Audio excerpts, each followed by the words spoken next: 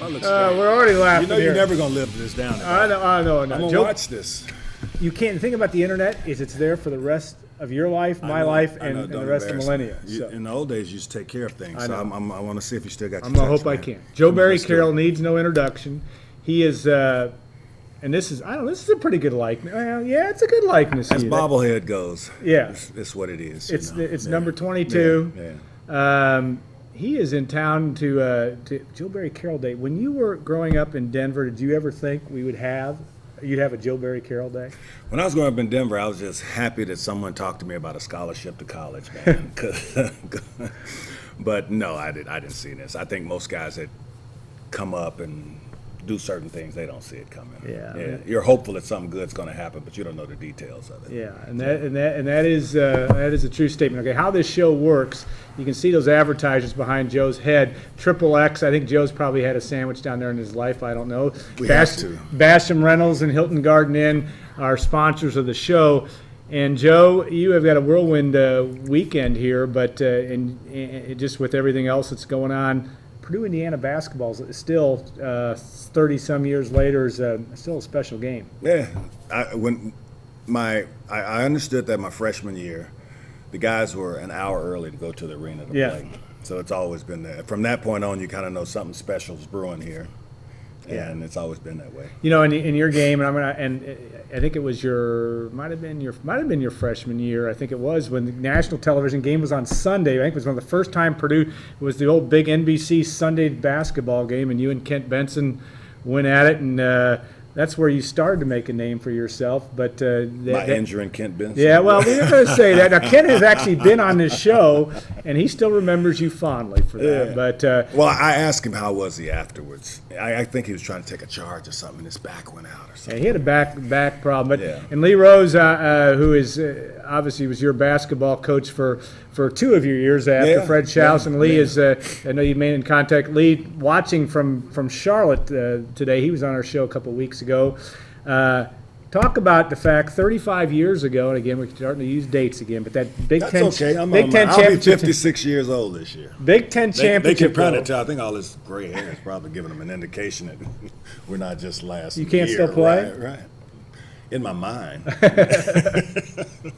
What about though? You win a Big Ten. Just talk about that transition from Fred Schaus. First time you met Lee Rose, and you knew, had a sneaking suspicion he might try to run things through you. Probably a good strategy. But talk about how the relationship you two developed in your time with the opportunity to be working for Coach Lee Rose. Well, Coach Schaus had resigned after that horrible 78 season. Yeah. And Coach Rose came in. They hired him right away. I don't know whether they had some anticipation of this. And he came down to Lexington to meet me. I was playing in one of the international touring teams. And just to touch bases with, he wanted to talk to all of his players, and he just told me, we're going to bring the ball to you. And he had that made clear to the other players that I was going to be the focal point of our offense anyway, and as well as the defense, because a lot of our defensive strategies funneled people toward me, and I'd either block the shot or interrupt the play kind of thing. And I responded. I mean, it was a lot of responsibility, but I think it was really good for my development. You know, made me have to put on my big boy pants. Yeah. Talk about though, and with that group, an eclectic group of individuals you played with, Brian Walker, Jerry Seestein, really terrific guards. And Lee didn't necessarily like those guys 6'5" and under, but those guys could play. But you also had an Arnett Holman and a Drake Morris. This was a good group of basketball players. Yeah, he got us going, man. He came in, and we all understood our roles, and I think that's what works best with most teams, whether it's athletically in corporate America, even a classroom. It's like everybody needs to know their roles in order to be productive, and he got us going. What about, and obviously in those days, the classic, I mean, you look at 1979, it's a who's who of basketball greats, not only yourself, but you talk about the opportunity to play against Larry Bird. You did that a couple times, or 3 times, I think. Yeah. But also Magic Johnson, one of the great games in Mackey Arena history. Ever. And I know I know you were supposed to get the ball, but Arnett did. I'm okay with Arnett getting the ball because he put it through the net, and it was just. What do you remember about that incredible. game? Looking at the back of that game, though, and again, Purdue playing #1 Michigan State, Right. 50-50 the score. Purdue calls timeout with a handful of seconds to go, and Arnett Hallman hits the shot heard around the world for Purdue basketball fans. And I don't know what Arnett said about that, but we were all just out of our minds when that ball went through that basket, and it was, it was good. It was just a great time because they were highly publicized, came to town as big gunslingers, and we were just. I think we were competitive at that time because, but we weren't knocking the ball off the cover anywhere. And it was just a great victory. The arena went crazy. Coach Rose we were looking at him like, who is that? Because he was, he just released. He was so excited. He went out and led the players around the floor. He had a victory lap. He went in the locker room and came back out. I don't think it had ever been done before. I stood from the tunnel and watched it because I was kind of, a little wound up. So I was. Oh, you didn't take the lap? I didn't, but I was in the tunnel. I was looking at it, so I didn't know what to do. I was confused. I don't know. Yeah, that was a great moment. And then you end up winning a share of the Big Ten championship that year in a very strange circumstance because it's Wes Matthews hits a 50-some foot shot to tie or beat Michigan State. Do you remember anything about the fact you go in the locker room, you guys beat Ohio State, but you find out all of a sudden you're Big Ten champions? Right. Well. That followed by that we weren't invited to the tournament, which was kind of like shocking. But we wanted to play, so we were going to go. Coach acted as though we had a choice. He was like, "Oh, well, you guys think about it. You talk about it. We try to figure it out." And I'm like, "Man, we're going to play." Yeah. But it was, it was good. Unfortunately, we didn't win the last game, but we had a good tournament. So.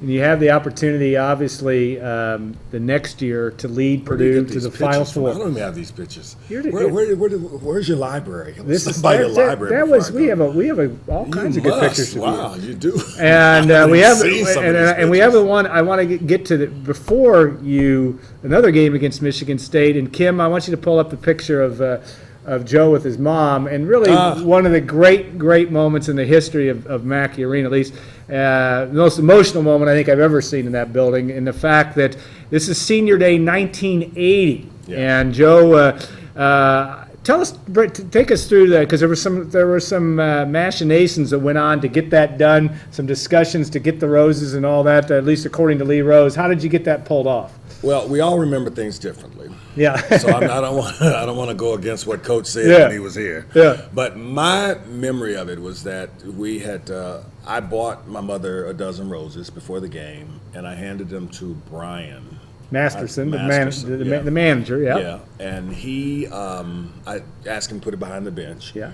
And then from there, I knew we had to win the game, just be outright winning, so that I could come off the floor at the end, because Coach Rose is, he's a basketball guy first and last. And so once that was taken care of and they were taking me off the floor, I walked across the middle. I put all this in this book. I mean, as all great book writers do, they plug their book. I have my book. We haven't gotten that yet. 1,000 of them here. Yeah. You get plenty of them for everybody. But anyway, I talk about it in the book is that I don't even know. It's just something led me through that. I'm not really sure how I came to the design of that, but I stopped the game. I walked across the floor and I gave my mother the flowers, and my mother, she's so funny. She hugged me. We did the I love you thing, and then she started waving at the crowd, like it was her audience, because the Indiana and Purdue in particular, they were very good to my mother. My mother passed away last year in 11. Yeah. And when she came to town, it was just like an incredible thing for her, because the president's wife, Miss Hanson would come over and get her, and they go to the Ag Fish Fry, and they do all these things. And it was just like a hell of a run for her, for the few times a year she'd come to the games and everything. And this was just like a really big deal for her and for me and my family, because you can't see it, but there are other members of my family there. Yeah. So it was just a great time. And you were 11 children? I'm actually number 10 of 13. 10 of 13. Which so she is an all-timer just to be able to put up with 13 Carrolls. She's fierce, man. She's fierce. My mother leads the parade. I mean, she was really. I mean, she's just. So I think she's fully the fact that she had got the crowd going. All I remember, I never saw my dad cry in the entire life. When he talked about that moment, it's extremely emotional. Lee Rose is in tears. I mean, the whole place, for whatever reason, and for good reason, the whole place lost it. And you may not have even known that at the time, but it was. I've never seen the building such an outpouring of emotion. I think they were kind of shocked at me because I had, for some reason when I was much younger, it was real important for me to be like quiet. And, you didn't talk to the media. Stuff like bad. not the best career move to not talk to the media. But anyway, they saw this and everybody felt it was something remarkable for me as well. But it really was, and it was. I'm happy. My mother talks about it. I mean, when she was very ill toward the end, we'd have these conversations, and that's what she remembered. I mean, because my mother, we went to the All-Star. I went to All-Star game. When you go to the NBA All-Star game, you bring your family and stuff. And my mother's sitting up there, and she's like, "Yeah, this is nice, but have you ever been to the Hagfish Fry?" This kind of thing. She's sitting at Michael Jordan, Pat Riley, because they have all the teams that you play with, the East, the West, and all that. All the players are there and stuff. Yeah. And she's just like talking about Purdue, and I'm all like, "Mama, this is the NBA." Yeah. But it won't be as loud as Mackey, I bet. Yeah, and it was loud that day. Yeah. All right, and then we'll take a quick break in a minute. But I want to ask you one more question about the trip to the Final Four, and obviously a great run, one of the great wins for Purdue again in its history, beating Indiana in Lexington. And the game that you got into foul trouble, Ted Benson came in and did a very good job for you, but you came in and did a great job as well. But talk about that run. Talk about that run and what you remember from that. Just the opportunity to play in Indianapolis in the Final Four against UCLA. Well, you aren't aware how big the Final Four is until you actually get there. Yeah. Because back then, this was before media was everywhere. You have these, international press and media all along the floor, and there's I want to say half the arena was half full for practice, for just a shoot around. Yeah. So it's a really big deal. I wish we could have done better. I mean, who knew Kiki Vandeweghe was there?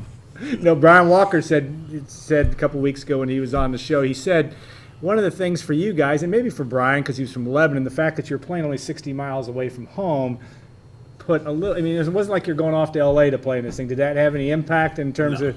No. Not to you? Not really. My tie crooked? Yeah, no, your tie's good. My tie's good.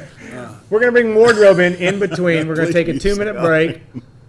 This could go on all day, Joe, and we'll look forward to getting back to talk to Joe Barry Carroll in the second segment on Golden Black Live and the Joe Barry Carroll Show here in a couple minutes. Yeah, right. We'll be right back. I think your place is.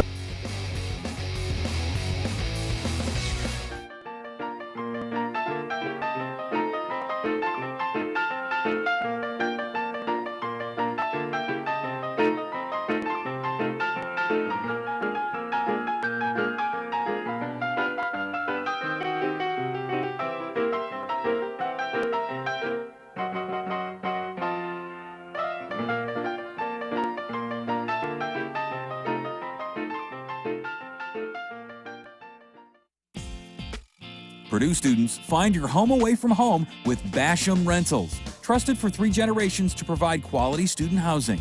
We are now leasing for next year, so call us to learn about our apartments and townhomes, all located at the edge of campus. We're eager to share information on our many units, supported by 24-hour maintenance. Basham Rentals. Call us at 743-8367 or look for us online at mybashamrentals.com or boilerapartments.com.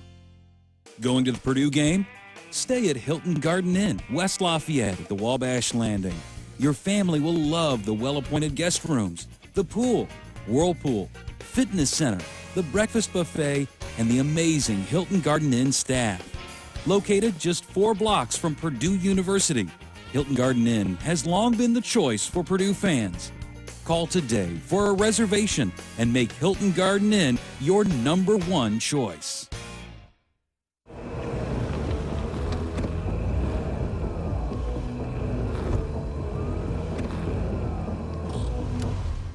Good driver? We've got a discount for that and a lot more.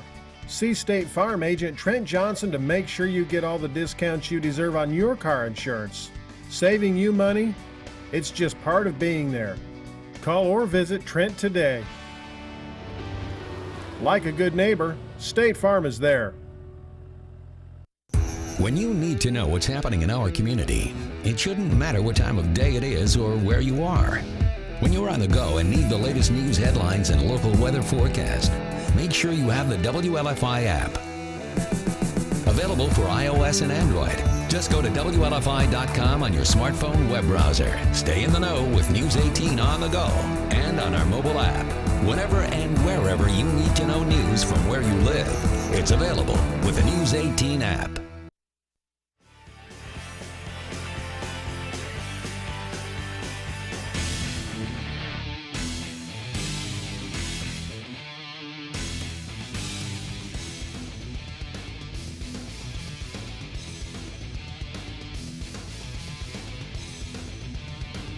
I think I asked him more questions off the air than I did on. But Joe Barry Carroll, Alan Karpick here.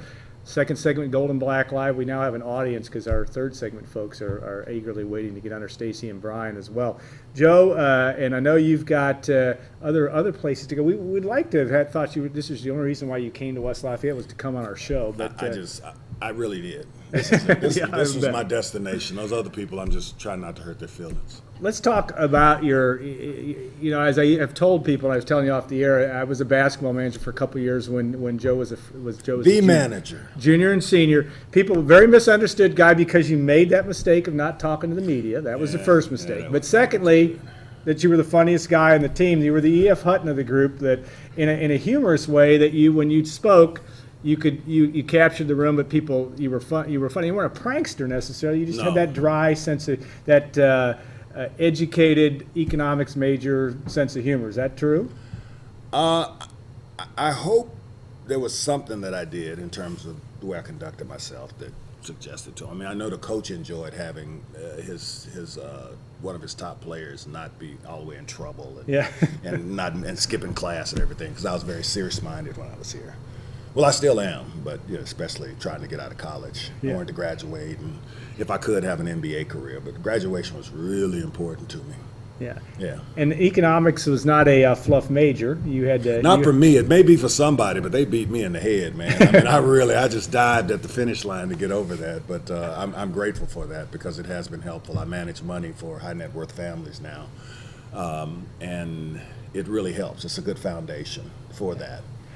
And I want to get to your book in a second. The question people always ask, which is again in my view, the great misunderstood, even Joe as a pro. When people talk, even you hear the Joe barely cares or any of that kind of stuff. You're just going to go there, aren't you? No, I wanted to ask your sense of humor. Your sense of humor handles that well. Let's keep that one going. Well, you can get into any other nicknames. No. But they really aren't nicknames. But I mean, it's good gossip. It's good some foolishness for sports. But I mean, only when they ignore the numbers. Yeah. Unfortunately for me, you did play in the NBA All-Star game a couple times. I got 12, 13,000 points in less than 10 years. That kind of. So I mean, the numbers. They have to ignore the numbers if they want to poke fun at me. Yeah. But really, the reality of it is that I probably should have done a better job with media relations, because sometimes you got to participate in the telling of your story. Yeah. And unfortunately for me, I played for a very poor team that was committed to being where they were, as they were trying to get by, as opposed to build something around a bit of the talent they had. It was kind of like playing for a halfway house sometimes. Yeah. But it's hard. I mean, those ships have sailed. I just don't know. I mean, it's good for gossip. It's good for fun, maybe to kind of talk and gossip about. Sure. But I don't know what benefit we get with it, with the discussion about it. I mean, I'll talk to you about it. No. I'm just saying it's not a real. Totally understood. I mean, I don't know. It is what it is. No, go ahead. You can but but A.J. Hammonds, who's now a guy that's a big guy, and you're going to get a chance to see him play tomorrow. Segue. No, I'm kidding. No. Don't do that to A.J. But A.J. is a guy that. He's young. Don't put that on the young. I'm not putting that, but A.J. is a guy that you're going to enjoy watching. Is a real talent as well. Mm-hmm. And I don't know if you've had a chance to see him play. How much you get a chance to see Purdue play? But what do you see of him as a player? Is my question. I've not seen a lot of him play. We have some mutual friends. I heard that. His parents are friends with some of my friends and that kind of thing. His mother is friends with a friend of mine, kind of thing. So I hear things about him as a really good person around campus. It seems like he has a good reputation. I don't know a lot about him as a basketball player, but I think, it's a journey. And somewhere in there, he'll figure out how he wants to, travel his path. But I don't know. I wish I had something more profound. Well, to if say. you're gonna and give if he some- and if he's talking, if he asked me a question, I would answer it. Yeah. But I don't feel it's fair to young cats to be too judgmental, to be too hard on them, especially with old guys. Old guys tickle the hell out of me because I played with some of these guys and they talk as though they were very noble, and I'm like, no, you weren't. That wasn't you. You're making up history, kind of thing. So I don't know if he or any other young player asked me a question, I'm sure there's something I could offer them, but I would not volunteer that because they got enough to deal with other than me meddling in their business. But if he did ask you about advice for a 7-footer that has an NBA prospects, what would you tell him? I would say, I'm gonna think about that because he may ask me that. Yeah, so And I'm getting you ready. I'm glad. Get me ready, but I don't have a good answer for you right now because it would, I don't know. I wish him well. It's just an exciting time, man. You're in college and all that college represents and the prospects of being in NBA and that whole life and what it happens for your family and everything. It's just a wonderful path to travel, regardless to the outcome or how high or low it is. It's just, you're beating out thousands of other people who, even at Purdue, he's already beat out thousands of people who didn't qualify for that scholarship. So he needs to get credit. Give the young man some credit. Yeah. All right, Joe Barry bobblehead day. You're only signing 22, but you're giving away how many? 2,000 tomorrow. Again, that's a big deal, and it's going to, and obviously Purdue, Indiana. But we want to talk a little bit about the other side of Joe Barry Carroll, and that is obviously you're a painter. I am. And you're now you've written a book with have. that. Talk about. And I actually wrote it myself. Well, that's I good. had to get a couple of participles undangled and verbs rejoined. Oh yeah, well that's my problem on a daily basis, so that's all right. but Growing I up did. in Words and Images, Yes, the name of the book. it Go ahead. is. It's just it's memoirs. Now, It's autobiographical. But if you would have just brought me one, we could have I shown it. know, but look, you get to contribute to the charities. Yes. Talk about how you got into art. I and like then, this model. I'm using this model for my publishing activities to fund nonprofits, charities, kind of like Paul Newman does with Yeah. his salad dressings and everything. Because I make my money. There's other places. I make my money in the capital markets. This is kind of a not-for-profit venture. But these book. paintings, Yes. what's in? I mean, there's your paintings, They're all mine. and they also tell the story They're of. biographical. They have some. I can't paint anything that does. Is this? It always has to mean something to me. So painting my family, my friends. You and I are gonna take a picture before I leave, and I may find some place, some angle to cut that, some perspective to create. No, seriously. Yeah, all right. Because I'm fascinated to see you here as an adult and Yeah, everything. I made it. Who knew? The jury's still out on that, though. If I made it, but go ahead. Right. Yeah, and I even read your paper, your little column and everything. Yeah. But anyway, it always has to have meaning for me. Yeah. It's when it's something meaningful. My family, the culture I come up in is largely Southern and poor, and that kind of thing. But there's a lot of dignity in it. Unfortunately, this book won't be scandalous. There won't be a lot of scandal. Although I am opinionated. Yeah, you so are. you'll get enough in there in terms of my opinions about faith and religion and love and relationships and players and who they are and that type of thing. So it'll be fun. I hope a lot of people buy it because especially since the proceeds go to charities. Matter of fact, the books that I'm going to do today at the Black Culture Center are going to stay at the Culture Center for students who get into a little financial difficulty while they're here. And have you been to the Black Cultural Center since they built a new facility? Well, they hung the show. So you've been there 40, I've got 40 pieces. Okay, on the but so wall you've been over in, there. It's a great facility. Yeah, and everyone should go. The show is up until the second week in March. Oh, okay. So go there and see it. You should. No, Have you been? I have not. Shame on you. I know. Don't I tell did me not that. do my homework. Stop saying that. All right. Don't Now, just fix that. well, but you had low expectations for me anyway. No, I didn't. Yeah. No. So I tell her my point. When the paper comes to me, I get your black and gold. Yeah. And you got sitting up there. You got your little face on the little byline. Yeah, that's these guys over there that do. Yeah. But you said you'd only been painting for 2 years, Yeah, I got the gift. and you just discovered it when you were 37. Well, I've always been a fan of I go to galleries, the Louvre, the Prado, all the great galleries and museums in the world.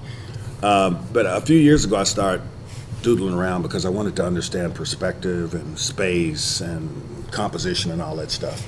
And so this is too much for you. You're not asking me all this. No. Okay, You're I'm gonna answer keep your question. going. I'm listening. But anyway, so at some point I got good enough to where I felt it was something I could share, and people, they've been impressed by it. And I was writing along the way. I was writing even before that because I was putting away some papers one day, and I was like, man, everybody's written about me except for me, so it's my turn. So I wrote, it's all memoir and biographical. Are you a social media guy though? I didn't find any Twitter out there for you. No, and not only that, I don't even have any scandal, man. I'm like most guys at this point in their career. I mean, what really gets a lot of press is they're in trouble. They got a paternity suit, or they're broke, or whatever. I don't got any of that working in my life. I got to create a scandal for myself. No, you don't. No, you don't. Tear something up. Yeah. Well, if you want to do that, you can come back. Is that right? You want the first or shot at anytime. We don't really want. Actually, we don't. We try to stay away from too much scandal anyway. Luckily, at Purdue, It's there good. is. People like gossip. Now tomorrow, when you're in front of 14,000, it's not 14,123. In fact, I don't even know what it is. 14,800. I tell people 20,000. Okay, but I like a big number. I know, but what's that going to be like for you? Because you're going to get you're going to get standing ovation, and people are going to adore you. I was telling somebody earlier, I'm like, man, it's been such a while. It's been over like I know. 30 years. We're going like, yeah, Joe, how good. No, I guarantee you get a standing ovation. Dinosaur's back. yeah. I don't know. So are you emotionally prepared for that, or do you even care? You just think it's going to be exciting? Just be take it as it is. Oh no! I mean, it's a big deal. Brian Cardinal, he was in Atlanta, where I live now, Yeah. and at the Final Four, and he called me and said, "Joe, I want to get together with you and talk." And when we sat down, we were having coffee. He said, "I want to bring you back, and we want to do something on you." I'm not exactly clear what we're doing, but it's something because they bought me a plane ticket. Yeah. So it must be serious because Purdue spent some money. I'm telling you, Touche. no, they never spend money. I was the only unpaid All-American when I got to the NBA. All these guys had already gotten a Mercedes. They were paid, and they were just in college. They didn't even gotten a bonus check or anything. When did you discover that, by the way? Did you discover I was that? late. I was riding a bicycle when I went to Purdue. I didn't know any better. I got paid. That had to be a seminal moment for you when you finally discovered that you missed out on that I train. missed all that money, but then I was, at that time, I don't know. You were It's young, okay. naive. I caught up. It's okay. Yeah. it's okay. All right, we have already. But I don't know what's going to happen. I don't know what's going to happen tomorrow. I'm grateful. I think Brian, I really appreciate him being whatever brought this to his mind to make it happen, and that Morgan agreed to it, and that they're going to do it, and I'm going to try to, not embarrass them. You won't embarrass me. And you know what? We're going to get you on again sometime. Next time you're in town or via phone. But we don't want to keep the people at the BCC waiting any longer. The Purdue Black Culture Center. It'll confuse people if you said BCC. Okay, Purdue Black Culture Center. He's going to be there in about. They're doing a joint effort with John Purdue Club. And Tom's a fast driver. If he's driving, we don't need to drive fast. Okay. They can't do it until I get there. It's not like they're gonna start without me. Well, then stay a few more minutes. It would just be rude to do that. But I'm saying we don't have to speed. Okay. It's snow out there, man. He doesn't even have 4-wheel drive. It's a university vehicle. I'm like, dude. I think he's got it. No, not in the car we're in. All right. His family's car may be 4-wheel drive, but he's on company time now. He's not using this. All right, I got you. I got one out there if you want to borrow, but it's No. not. I don't know if you could. I don't know We're if you close get enough. Hell, I could walk, I guess, but I'm. Yeah, you might be a little bit later if you did that. All right, Joe, a true honor and pleasure. I know you don't even like to hear those words associated with being with you, but I do. But we're gonna take. Hey, compliments are good. All right. Never pass up a chance to give somebody a compliment. All right, there you go. Like you, I'm complimenting you. I'm proud of you. Look at you. You should have said I had a nice starched shirt. your shirt and everything. I know. He's got a crease in it. And you know what? And T-shirts is used to what he used to wear. and I actually ironed that myself this morning. It's really good. Are you married? I am married. Don't tell anybody you iron your own shirts. No, that's all right. That's all right. I'm comfortable with who I am. All right, we're going to take a 2-minute and 30-second break because we're going to take a picture. He said he wanted because I want that painting. I want a picture. And then Brian and Stacy are going to come on and we'll have some fun with them talking Purdue, Indiana basketball and of course a little Beat the football red too. off of them. Yeah, I think they got a chance tomorrow. So we'll look forward to that. Stay tuned for another couple minutes and we'll be back on Golden Black Live.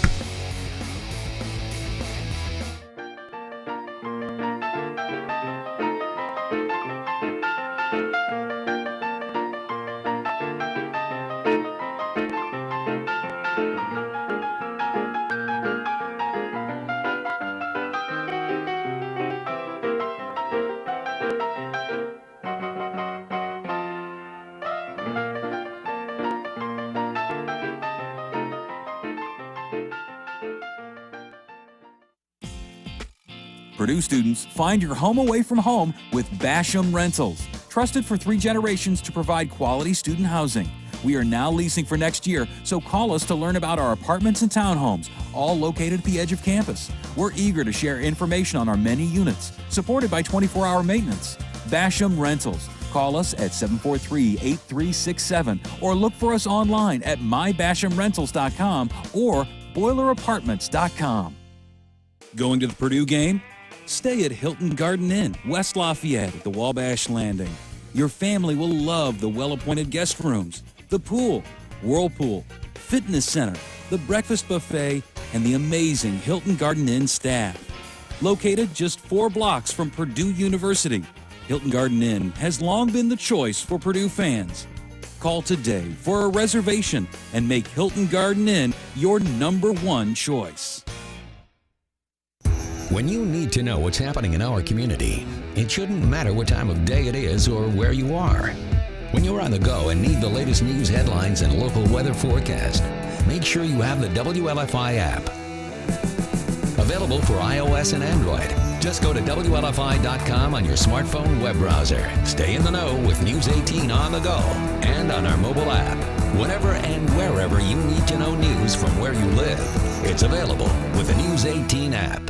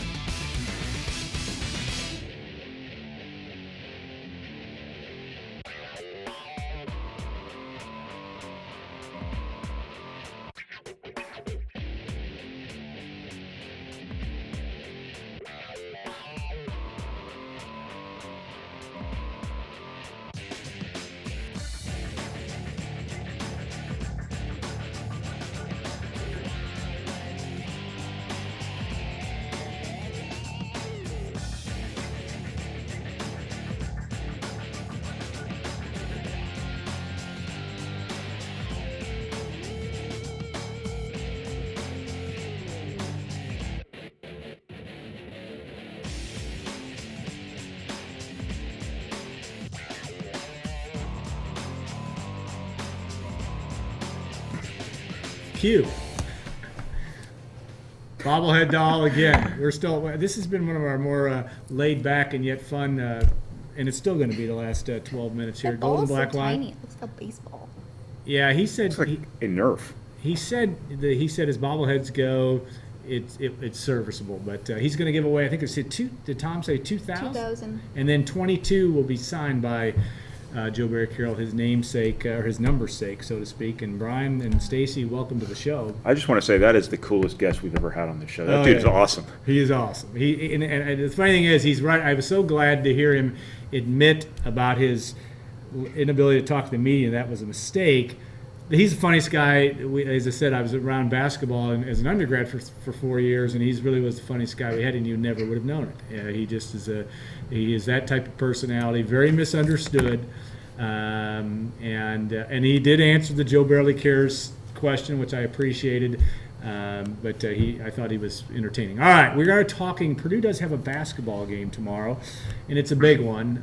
Even though there are two teams, Indiana, Purdue, 14-10 overall, 4-7 in the league. Purdue still needs to get a win tomorrow. This is a really big game for Purdue. You've lost 4 in a row to IU. You've got them on your home floor in your only regular season meeting between these two teams. They're young. They're turnover prone. They don't finish games, just like Purdue doesn't finish games. These are two teams in the exact same position. Indiana's beaten better teams than Purdue has beaten, but for the most part, these are two teams with almost an identical profile. All things being equal, you would hope the home team would have the advantage. Purdue doesn't play particularly well at home. IU doesn't play particularly well on the road. So what it's going to come down to is the last 10 minutes of the game, and we will see which of these teams collapses less. Yeah. Stacy, you've talked to some of the guys and certainly followed this team closely. What's the mindset? Do you have any clue? I thought it was interesting speaking with Tyrone Johnson yesterday, right? Yeah, It was yesterday. It was yesterday. Because Purdue, obviously, this is their only game all week, so they've been able to have, some extra days to prepare. And one thing he said that he really enjoyed about practice this week was that it was especially competitive. The painter was really trying to put them through drills to really kind of get their kind of juices going, and not that you should need that for this game, but just to really kind of use these days well and get this kind of momentum, try to generate some kind of momentum. They don't have momentum 5 of the last 6 they've lost. So, and to really kind of get them going. And Tyrone had said that he thought it had been up to that point a good week in practice. And so you would hope that Purdue would come out and play well. I mean, right? Yeah.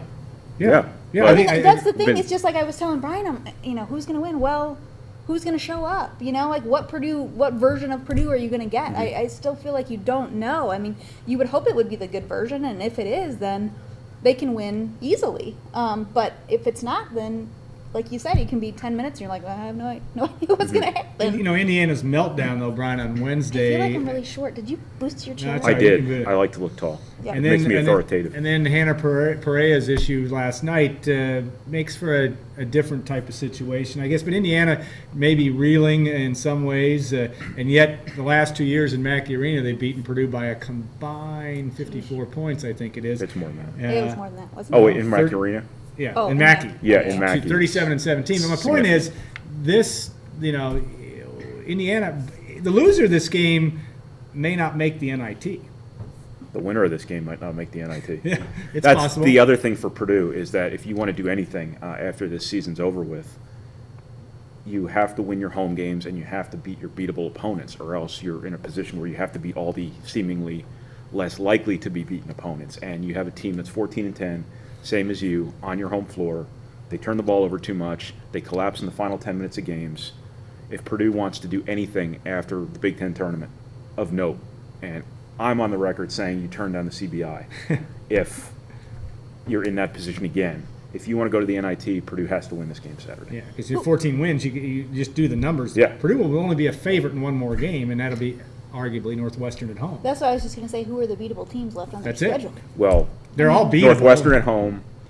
Because then you have Michigan State, Michigan. At the start of the year, we Iowa, would have said. Wisconsin. I mean, Yeah, at the start of the year, we would have said at Nebraska. I don't know about that. No way. Yeah. They're Certainly playing not. great at home. So, They well, won't be a favorite. I've said they can win. I'm you're not saying still they can't. in a position where you have to win the winnable games, which I would think 2 14-10 teams on your home floor is one. Northwestern on your home floor is certainly one.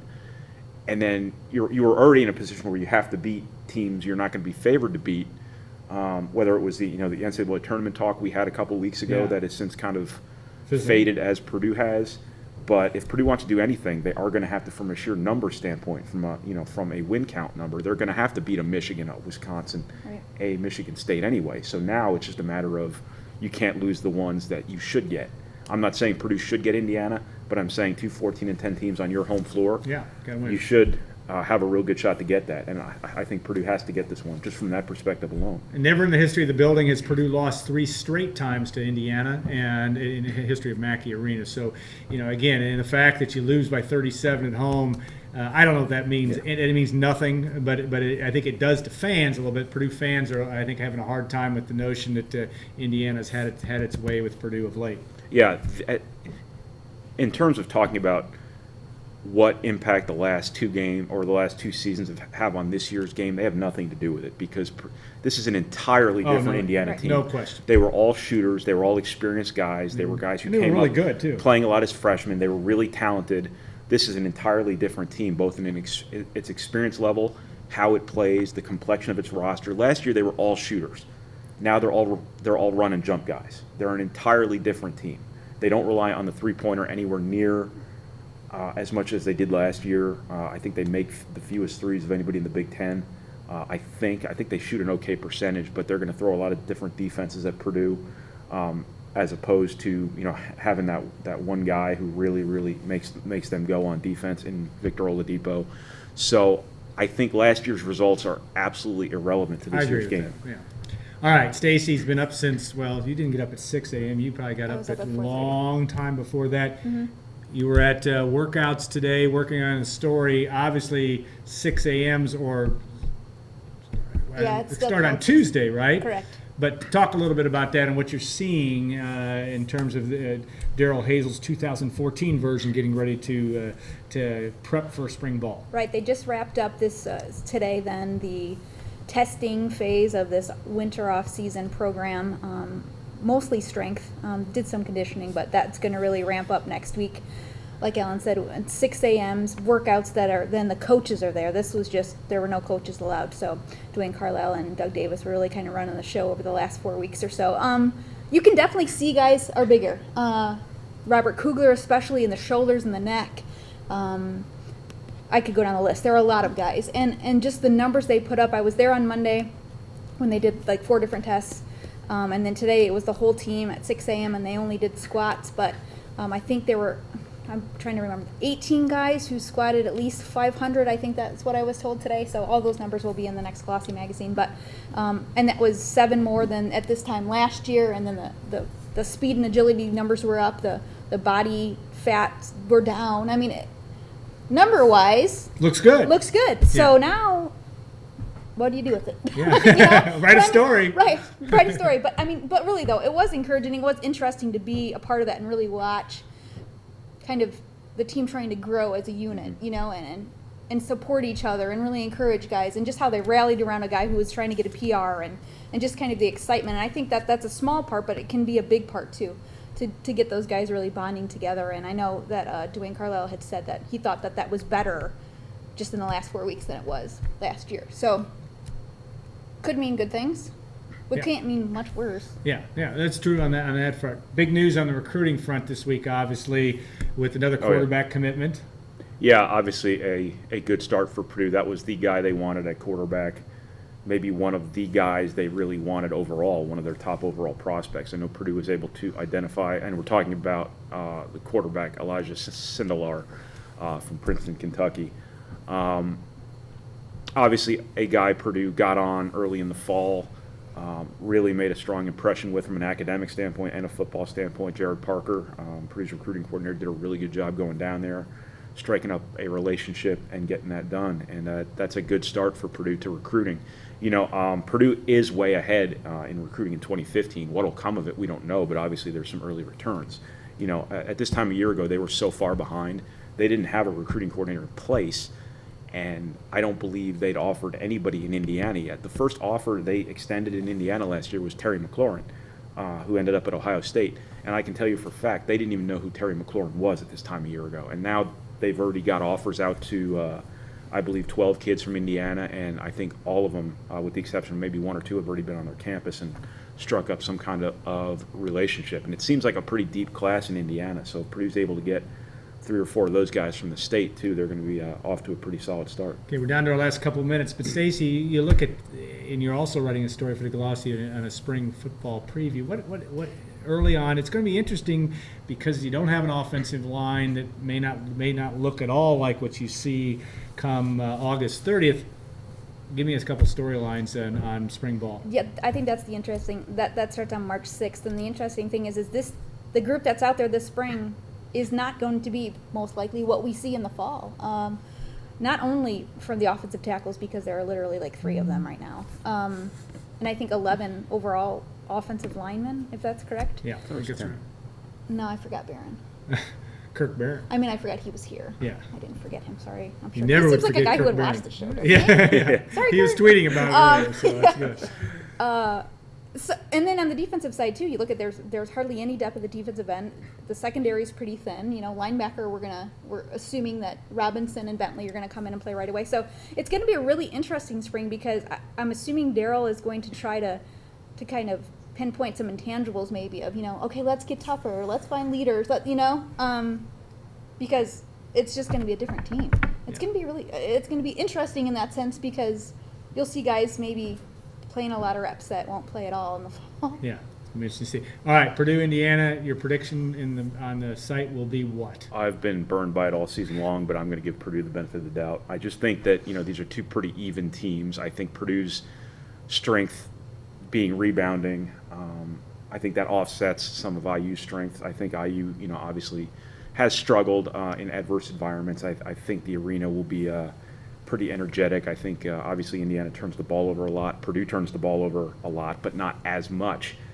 Purdue is more a quality over quantity deal with turnovers, where they don't turn them over in bulk, but the ones they have are costly. I think IU will probably turn the ball over a little bit more than Purdue. The one thing I'd worry about is Indiana throwing some oddball zone at Purdue and then really struggling with it to score. But as I said before, I'm going to give the Boilermakers the benefit of the doubt, and based on very little other than something's got to give. As I said before, it's going to come down to the last 10 minutes. We'll see who collapses last. All right, sounds good. All right, well, Stacy and Brian, we're working a little bit overtime today, though actually our show went a full hour, but so you got your money's worth for those of you out in Cyberland, but thank you for staying with us. If you missed the show, missed Joe Barry Carroll, we'll have the replay on around dinner time. And I want to thank Joe Barry Carroll. I want to thank Brian and Stacy. We're glad they're here as well. Tom Schott for bringing Joe, and of course Kim and Gordon and Allie back in the catacombs of WLFI, and of course our sponsors, Hilton Garden. Tomorrow's a big day. State HDI tonight. Triple X, Greg and Carrie Ayresman returning back from a little trip. They're back into town. On the hill, but on the level, a Purdue tradition since 1929. Our good friend John Basham. Also, we're working on doing a remote with John in his seats at Mackey Arena sometime in March. He sits in those gold seats down there, so we're trying to get that figured out. We'll look forward to doing that. We don't know. We haven't asked anybody, so we'll see if we can get it figured out. Don't know that we'll be able to. Thanks again for joining us. Next week, Nick Hardwick, who is one of the great stories really in the history of Purdue football, really, and how he made it to a 10-year career in the NFL. He will join us, scheduled to join us, as they say, next week on Golden Black Live, and we'll look forward to having you here and more Purdue sports talk and on down the line on Golden Black Live. Have a great week, everybody. It's going to get warmer, I promise. I can almost guarantee that, and we'll look forward to seeing you next week. Will you be comparing tattoos with Nick? No, I will not. Cut.